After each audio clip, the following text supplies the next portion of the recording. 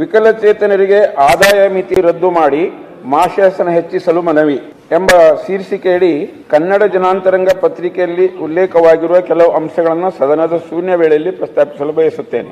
ವಿಕಲಚೇತನರಿಗೆ ಸರ್ಕಾರದಿಂದ ಸೌಲಭ್ಯ ಪಡೆಯಲು ಆದಾಯ ಮಿತಿ ತೆಗೆಯುವುದು ಹಾಗೂ ಮಾಶಾಸನ ಹೆಚ್ಚಿಸುವಂತೆ ಸಿರ್ಸಿಯ ಪ್ರಶಾಂತಿ ಫೌಂಡೇಶನ್ ಸರ್ಕಾರವನ್ನು ಆಗ್ರಹಿಸಿ ಸರ್ಕಾರಕ್ಕೆ ಈ ಬಗ್ಗೆ ಮನವಿ ಮಾಡಿರುತ್ತದೆ. ಸರ್ಕಾರ ವಿಕಲಚೇತನರ ಜೀವನ ಸುಧಾರಿಸಲು ಮಾಶಾಸನ ಕೊಡುತ್ತಿದೆ.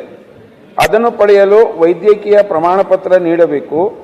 ವಿಕಲಚೇತನರ ಪ್ರಮಾಣ 74% ಜಾಸ್ತಿ ಇದ್ದರೆ 1,400 ರೂಪಾಯಿ ಹಾಗೂ 40% ಜಾಸ್ತಿ ಇದ್ದರೆ 800 ರೂಪಾಯಿ ನೀಡಲಾಗುತ್ತದೆ. ಇದನ್ನು ಪಡೆಯಲು ವಾರ್ಷಿಕ ಕುಟುಂಬ ಆದಾಯ 32,000 ರೂಪಾಯಿ ಎಂಬುದಾಗಿದೆ. ಅಷ್ಟು ಕಡಿಮೆ ಆದಾಯ ಇದ್ದರೆ ಜೀವನ ನಡೆಸಲು ಸಾಧ್ಯವಿಲ್ಲ ಮತ್ತು ಆದಾಯ ಪ್ರಮಾಣ ಪತ್ರ ಇಲ್ಲದೆ ಮಾಶಾಸನ ದೊರೆಯುವುದಿಲ್ಲ.